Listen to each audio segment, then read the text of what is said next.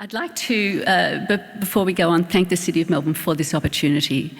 It's not often that we as artists get a chance to say, well, I think it should be like this actually, and hoping that amongst the audience there'll be various councillors and commissioners and developers and various people with money and influence who will immediately see the light and will transform how things work. I'd like to thank the City of Melbourne then, and also particularly Jeffrey Taylor, and also Bianca Charleston, who was running around today sorting slides and trying to actually make this a well-organised machine. So what we started with was this. As artists shift their concerns to engage with current social, political and environmental changes, can we see these shifts reflected in approaches to art in the public realm? Or does the large scale of many public artworks and/or desire for spectacle or comfort on the part of commissioning agents lead to an outcome that celebrates only wealth or the past? And you might hear my focus on commissioning agents because, in fact, this is the one arena in the art world. Doesn't matter. Well, it would seem on the surface anyway, that in fact requires work to be commissioned. So people have an idea about what they want before the artist gets to hear about the project. So I want to explore some possibilities based on art projects that seem to get away with being other than fulfilling some of the kinds of expectations of permanence, monumentality or commemoration, which is what a lot of art, it would seem, has in public art has actually been obliged to address. So we want to present something about works that don't focus on permanence but still might have stayed, that weren't about monumentality but they might still have been big, that didn't commemorate a hero but might have celebrated the everyday.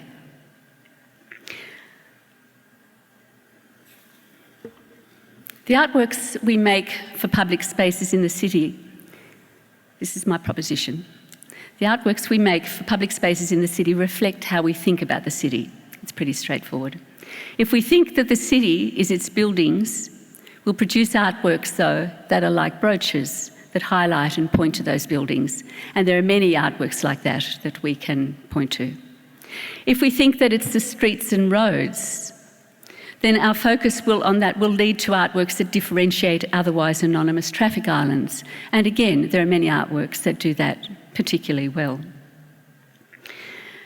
So tonight, each of the artists, in describing a particular work that I think may stretch the edges of what we consider public art to be at the moment, behind each of them is a belief system, if you like, a value system. And hopefully that will become clear, and also the difference of the value systems and the things that each artist finds important, because it's that accumulation, of course, that makes for a rich environment in which to live. So I want to start with a very particular idea from a Canadian cultural theorist, very, very briefly, who I think is very interesting. Brian Masumi is his name. And he worked in 2003 with an artist by the name of Raphael Lozano Hema. And some of you may have seen Lozano Hema's big sun work that was in Federation Square, just over there. Last year before last. It was a huge work in the middle of winter. Anyway, Masumi, in looking at a huge work that he and Lozano Hema did with big projectors going around a city in Europe, started to refer to the place, if you like, wanted to think about the place differently. And he talked about it as a set of affordances. Now, the term has been used before, but which is, like the buildings and the places and the histories and the context, all of them make up what we might call affordances. They're places that art might actually be able to nest or be engaged with. And he also talked about landing sites.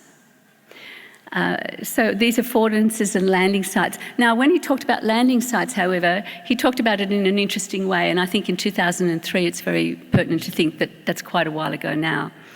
What he was actually referring to was the landing sites for people's bodies, for people, for us to engage in the city, not the landing sites for artworks. Except if you begin to think of people as being implicitly involved in the artworks themselves.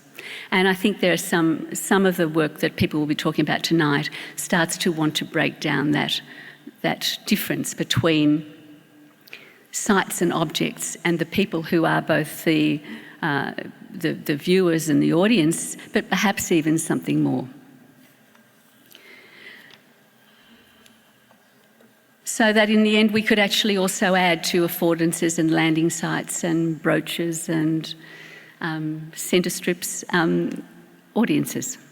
I just want to say there are a couple of people in the audience who, while there's this group of people, and there are more than these two people, but these two people I think have had a very important influence on as artists and curators as well on this work, and just to point to the fact that the audience is kind of redolent with a number of people who have great expertise in this area. I want to point to particularly to Robert Owen, and not just for his experience as an artist, as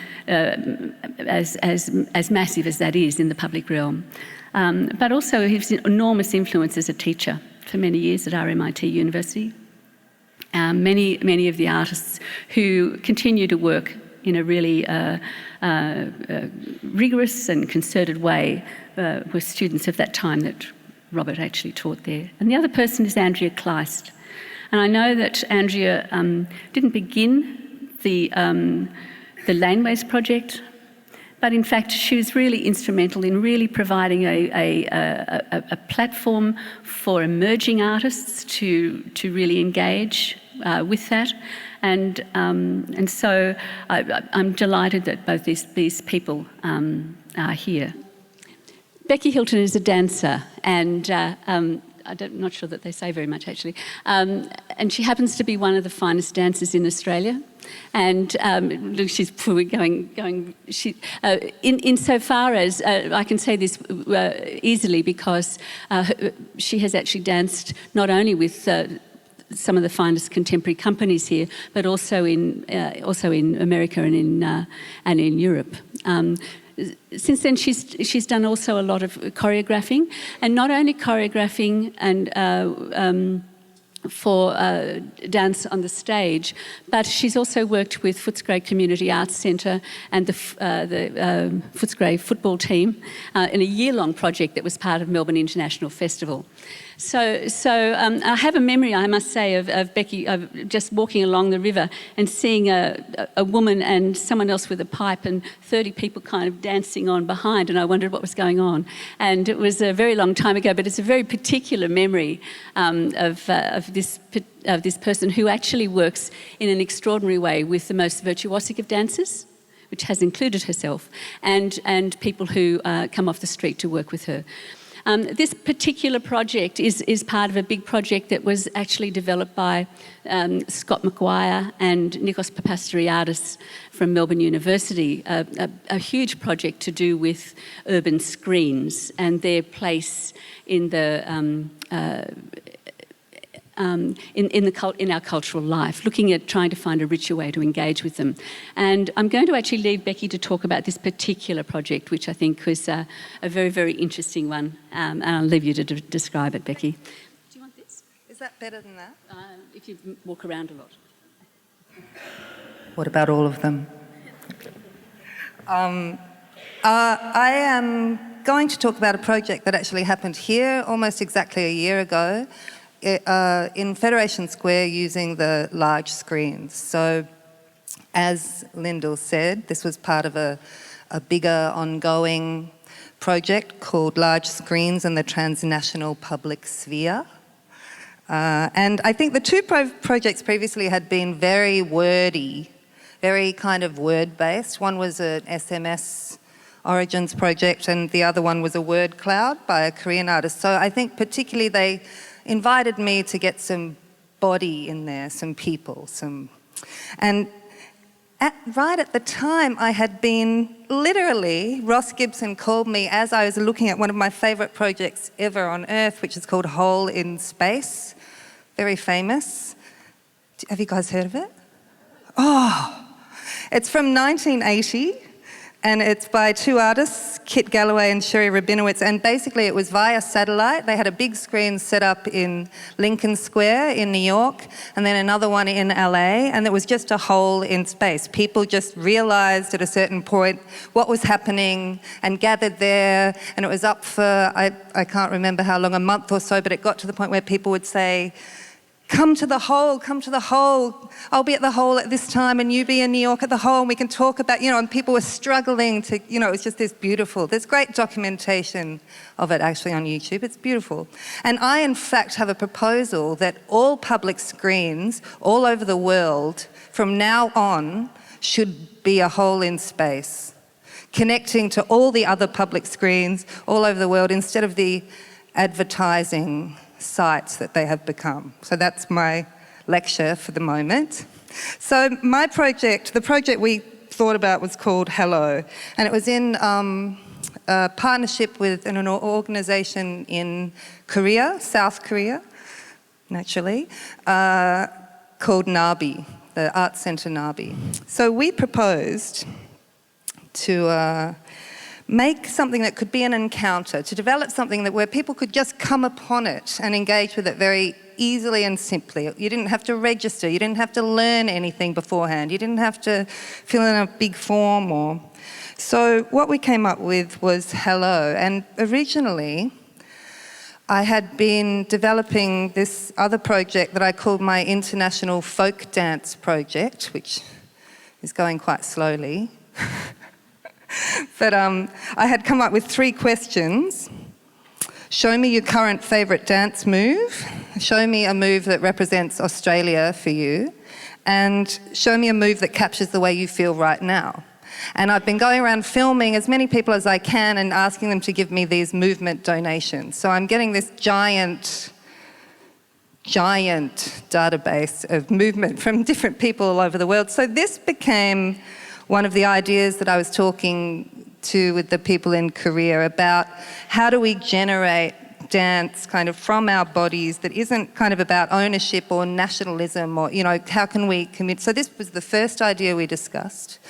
And then we took this idea, and the Korean artist I was working with, whose name was Soon Ho, I'm getting there really, was very interested in this idea. South Korea apparently very recently, they have a lot of Vietnamese immigration who are working in the service industry. So suddenly this very monoculture is dealing with this idea of other, So he was and there's a community centre, a Vietnamese community centre there. So Soon Ho was very interested in working with the Vietnamese community. And I live across the road from Fitzroy Community Arts Centre, so we both went to our separate centres with these questions and developed a movement bank. From this movement bank, we each kind of put together a 10-move dance, a very simple dance that anyone could do, but from these movement donations that we got. And then all we did was, our first idea was to teach a whole lot of people here the Australian version, and through the big screen teach a whole lot of people that would have learnt Soon Ho's version in Korea. So we would have this, through the hole in the sky, in space, this kind of major dance teach-off event kind of thing, So then the lady in Korea said, Koreans would not do that, Becky. Koreans do not dance in public, Becky. And I was like, oh, okay, that's interesting, because I'm not sure that Australians really would do that either.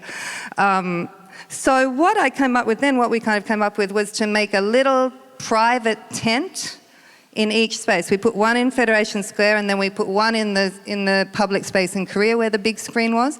And basically you went into the tent and you're alone and you're looking at a Skype projection of the person in Korea who's in the tent. So you're just kind of standing there looking at each other. And say I'm in the tent in Federation Square, I teach my moves to the person in Korea, and then I leave the tent. And then another person in Melbourne comes into the tent, and the person in Korea. So it's like the Chinese whispers kind of thing with movement, which I just found out is called Arab telephone in France. It's probably called Polish something in Germany. I think it's, but, and so this very simply became the actual experience. So the things that I was really interested in. And then we thought, then we can edit it together and show on the big screen what people did in the tent. But finally, we had everyone in the tent up on the screen, and there was someone cutting between the scene of the outside, what was happening in the square in Federation Square, what was happening in the tent in Melbourne, what was happening in the tent in Korea, and what was happening outside. So, of course, it was really rainy and horrible and freezing and cold in Melbourne. And it was really beautiful and warm and lovely in Korea. So that was kind of interesting things to deal with, the kind of difference, kind of culture. So here you can see how it worked. There's somebody and the Koreans didn't like being alone. They liked to go in 2 by 2. So there are all these interesting things that kind of came through it.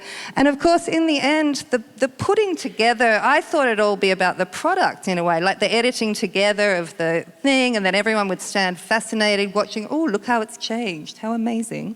But not at all. That was not what was interesting at all. But the interesting thing for people was the actual engagement, and then we left it open, and people just went sick after, just did not want to leave, did not want it closed down, were getting their friends and coming in and out. It was a very kind of enjoyable experience all round in that way. So to me, I guess that's the word. It's the experience of it. It's not the kind of product you're left with. It's not kind of about how well you organise it. In a way, it's making...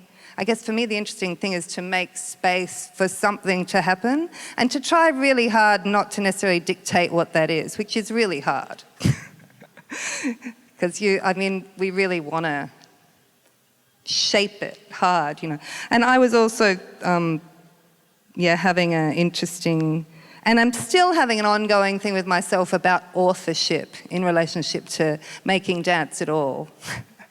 Because it's so much about other people's bodies, So this was all kind of feeding into that. And the relationship is ongoing. We're developing. This was a very much a one-off kind of first stage example of it. And, one of the reasons it worked really well because it wasn't language-based. People didn't need to speak. People could move. And that was enough, more than enough. Thanks.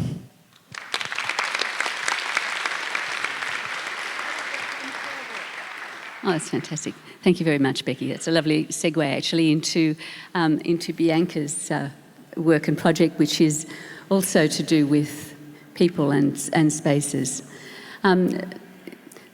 There are two amazing things, really, about Bianca. One is that she has been the prize winner on 2 occasions, and I think there have only been 3 occasions that it's happened, of the Melbourne Sculpture Prize. And the first was with a group of a team of artists called Open Spatial Workshop, with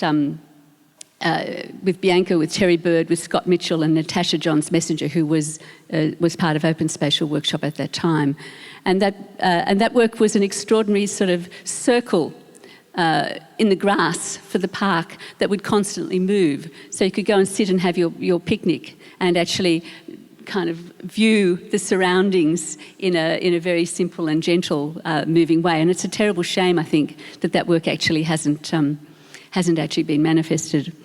But Bianca won the Melbourne Prize for Urban Sculpture again recently. And this for a work that is both an installation but is absolutely performative. So to pick up on where Becky left off, I'm wondering if Bianca, if you'd like to actually continue on. I haven't mentioned your history of art excellence. But No, please. So actually that's a good point to pick up on, that the work that we did as OSW didn't get built. It was propositional work. And that really informed how I approached this project, which I titled A World Fully Accessible by No Living Being. And when I was developing it, I was really concerned that I wanted to maintain a propositional quality, but also actualize certain aspects of the work. So let me just break it down. The work consisted of 3 parts. One being a monumental cinder block wall built on Federation Square, right adjacent to the 7-Eleven and between the information centre. It was also a newspaper and a series of 10 propositions. And the propositions were contained in the newspaper. The propositions, some of them were actualised, some of them remained propositional. So I'm just going to quickly flick through the newspaper that I produced. It was like 2,000 copies. I only got rid of 1,000, unfortunately. I've got a stack of 1,000 in my studio to remain. So this is the newspaper. The front page of the newspaper just outlines the intention of the project. Just what I've just told you. It's a series of propositions for engaging the urban environment, an architectural intervention, an architectural intervention and the newspaper itself. Weaving through this multiplicity is a desire to experiment with the limits that regulate urban spaces and to provoke strategies for addressing the ways that these spaces are constructed, cultivated, regulated and negotiated.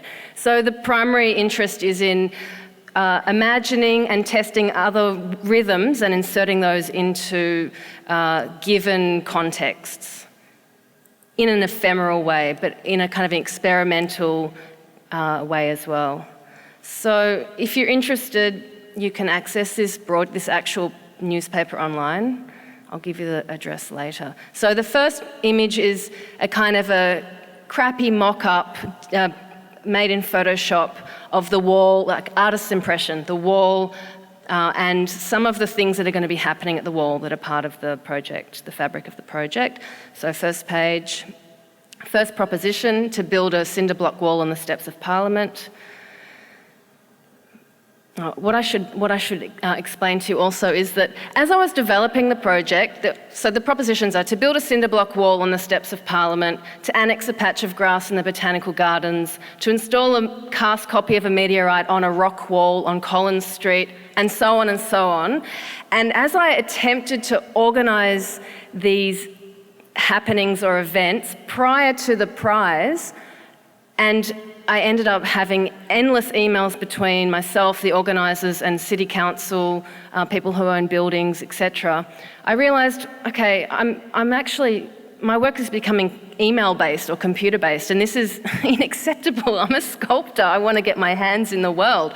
So when I realised the impossibility of actually getting a meteorite installed on the side of a brick wall, and building obviously I'm not going to build a brick wall on the steps of Parliament. When I realised the impossibility of these propositions, I was totally liberated, and I thought, okay, I'm going to perform these propositions and that will form the content of my newspaper. So, I don't actually have to make these things happen in their final outcome. I can gesture towards them, and that's part of the artwork. So this gives a context to this image here. So the way I resolved the installation of the brick wall was to make appropriate a protest banner and print the image of the brick wall on that banner, but in a kind of a newspaper print style, and then carry it onto the steps of Parliament at 6:45 a.m. with some very willing participants who I bought breakfast for afterwards, by the way. I didn't exploit them too hard. And we were removed by the police after, say, 8 minutes, because you're not allowed to occupy the steps of Parliament if you're protesting. But when they asked me what were we doing there, I said, this is an artwork. And they said, are you sure, is this a protest? I said, no, this is a proposition. And they were like, okay, can you please back it down now? So I got my photographs for the newspaper. Proposition 2, the meteorite that I mentioned before. So instead of actually installing the meteorite, I performed holding the meteorite temporarily in front of this brick wall. Sorry, it's not a brick wall, it's a fantastic concrete sprayed wall at 82 Collins Street. And the reason why this wall exists is because when Nauru House, which is just behind this public square, was built in 70-something, the richest, tallest building in Melbourne at the time, they actually ripped down a building to make a Collins Street frontage. So this wall is a kind of a scar that archives that process of the demolition of a building for the vanity of another building.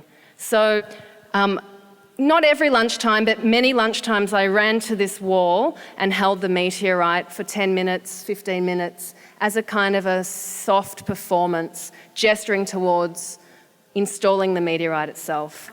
It's a cast copy of a meteorite from Melbourne Museum, and I liaised with OSW, the team I work with, Terry and Scott, because we use this meteorite for another project as well. We liaised with Dermot Henry, who's the head geologist, so he allowed us access to the meteorite collection. So that was for me, that was an interesting part of the project as well, kind of working with institutions in different ways. Another proposition was to annex a patch of grass in the Fitzroy Gardens. I tried at many gardens to do this and nobody was interested. I proposed that I would make these star pickets, or pigtails they're called, which are used in farming, and just literally tie off the space and then negotiate with the staff, the park staff, to mow up to the limit of that boundary and then to leave it, take the pickets away and allow the grasses and weeds to grow over the course of a year, and then to just keep mowing to that boundary line. I'd still like to try to do this project somewhere, but so what, another really early morning, coming to the park with a bootload of pickets and a very good friend, and annexing the space off temporarily and making a photograph for the broadsheet. And this is just some research in the newspaper, looking at weeds, looking at the growth of weeds, and also this little image down here, sorry it's a bit small up there, is a test plot that I did in my own front yard in Brunswick. And this idea came from years ago when I first went to Berlin as an art tourist, and noticing how incredibly interspersed the city was with weeds and how relaxed the kind of urban planning seemed to be, and really finding it quite moving, the fact that there were weeds in the city and that they weren't eradicated in the same way that they are here in our Victorian city. And that's actually sparked a really strong interest of mine in going to urban spaces where there is a much more deregulated relationship to living and to planning. Cities in Indonesia and in West Africa in particular. So this is like an ongoing research interest of mine, because it expresses, for me, the presence of the weeds in the city, that you see another life in the urban space. And the way I proposed it in this broadsheet was to kind of become aware, by letting weeds grow in the Victorian parks that we have, by framing the fact that our gardens are so regulated and so planned and so Victorian, so British, coming from a British heritage, that there are actually other forms of life that if you don't regulate them, they'll take hold within the urban space. Proposition 4, to make a sound performance on a rooftop car park. That was actually performed as a test run at the car park, and it happened a number of times at the car park and also at the wall at Fed Square. And then a film of that was projected off the side of a building. I'm just going to quickly scroll through. This is some other propositions. Collecting sticks, laying down at the wall.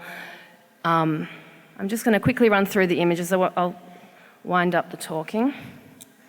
Just with images that were taken at the wall. So I attended the wall pretty much every day because I had to replenish the newspapers on a regular basis.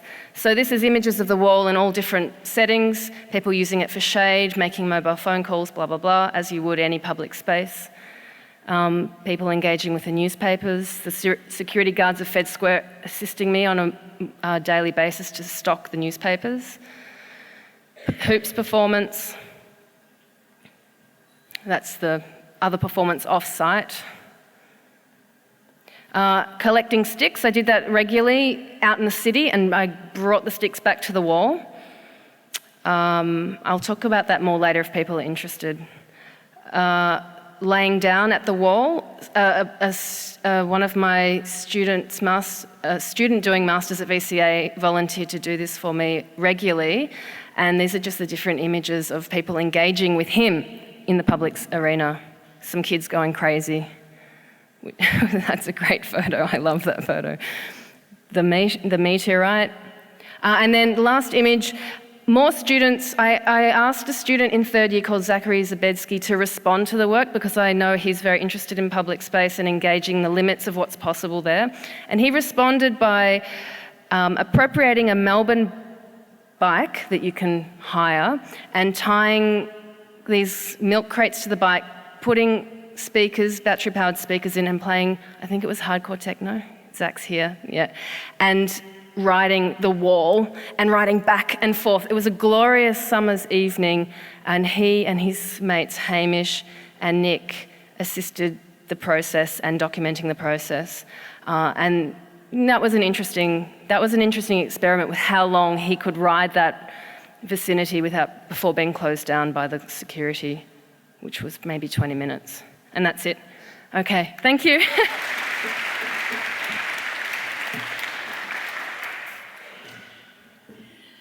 So these projects are all of different scales, different ranges, involve people in different ways. For my own work, I'm going to talk not about an urban project, but a project that is a long, ongoing one in a small country town, in Avoca in central Victoria.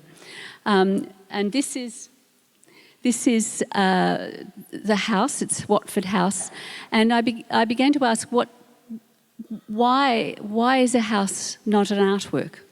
Why can it not be one? And it's a very interesting idea to me, because you don't have all these people going around trying to close your work down, as actually it seems to happen with Bianca's, because it's actually on private land. But the point is, of course, that a house, particularly a house of this sort, which has an extraordinary history of its own, even if people don't know the history, came out to Australia as numbered planks in the 1850s from Hamburg as part of the gold rush. Once it was in the town, it moved again. So it's a house absolutely redolent with a very particular history. And the house itself, as people in the town will tell you, and they call it the Swiss house, absolutely seems to reflect the fortunes of the town of Avoca. And so a lot of people who didn't care whether or not I was actually doing a project were very pleased that the house wasn't actually going to be any longer falling into the ground, because actually that was important. And I want to come back to that. I'm actually going to go through this very quickly. This is a project that is made complex, and I'm testing it in a lot of different ways. And one of them is and they're about revealing the house, these projects anyway, to people who would be in the public realm looking at it. You need to know that in front, just behind this house is the main street, but in front of it is a floodplain. It's a river, and then there's a river. So it actually looks like it sits on the edge of a park. And the town market is held just in front of it. One of the ways that I've learned is that you start to talk about the house providing an enriched public amenity. These are the kinds of things that councils like to hear. So I've learnt that kind of language, really. So this is it in various kinds of relationships with people. It's still being repaired. This was a field day very early on. People came, and depending on their distance, they paid in trees that were then planted. Local people who at first thought were going to be charged an exorbitant amount then discovered that if they walked there, they could get in for free. It kind of deflated some of their kind of anger about this possibility a lot. This is a work by a British artist, Jane Prophet. It's on the floodplain. It's in the garden right next to the house, and it is actually of different flood levels. That are in that area using phosphorescent lights. This is a work a couple of years later. It was a part of a huge work. There was a whole festival, an eco-living festival up there. And there was an exhibition in the house. And this is a work by Ash Keating, where he did a green version of that very fine flag. And Jill Orr was also part of that, and she worked with all the primary school kids. And again, you can see here, before the house was what we might have called an affordance in that language that I was talking to you earlier. Here it becomes a kind of backdrop to all these children's eco-cubbies that they built in I think not in the way that the eco-cubbies are built in Melbourne, but were absolutely glorious. Then a year later, on the front veranda, you can start to see the house itself becoming very much part of the fabric of this is a sound event by a Swedish artist, Carmichael von Haswolf, and he worked with 10 sound students doing an extraordinary work called Freak Out. And it was very beautiful, and everyone came and sat in the front garden. And then, of course, there was the next row of people who came along the street and lined up in their cars, including the local cops. And they stayed for the whole 2 hours of it. It was actually fantastic. This one is a work, every year I try to make a work there. And this is a work that was the start of a series. It's called Rehearsing Catastrophe, and I built an ark. There you see the ark was a projection, and so all I had to do was project an image of the hull of this ark onto the house with images of animals from the windows and appropriate sounds of thunder and various animals. And we had a performance, and people came, artists from all over Victoria, but lots of local people, and didn't understand. They came in there very, very trustingly in their animal costumes and marched out onto the floodplain while it was getting dark, and then turned around and for the first time saw an ark in the distance that they moved to. This is a closer version. This is Julie Forsythe, the actor, who said, "Don't tell anybody I'm doing this." At the time. I'm sure she'd be okay now. She was doing an air steward's call into the ark. This is again, the house is here being used as a, if you like, a publicity event for a work that Australian artist, but who works in the US, Natalie Jeremijenko did. Some of you may have been involved with some of the works that she's done, where she worked with a local farmer who's a real soil expert. They built with a chef that she brought out some soil cocktails, and so it was a very lovely event that seemed to take over the whole town, which was fantastic. And this is the case with this, because it is a house. It's actually, as part of the town, the events that actually occur here are then part of the town too. And over the 7 years that this has been going, people are more and more casually able to walk in to join in on activities that are underway there. So much so, I have to tell you, 3 weeks after we did the ark in Avoca, the town flooded. It rained for the first time after 8 years, for 8 years. And this was the photograph that was in the town newspaper. Interestingly, I think this is very interesting. One of the things it seems to me that's most interesting about the idea of a landing site, as Brian Masumi talked about it, that idea that we actually engage with the objects in our world. I'd actually like to, and I'm sure he probably has done so, and I haven't read it closely enough, turn that around and say, yes, and the objects in our world actually engage, in a sense, with us, and we inform each other in lots of ways. In a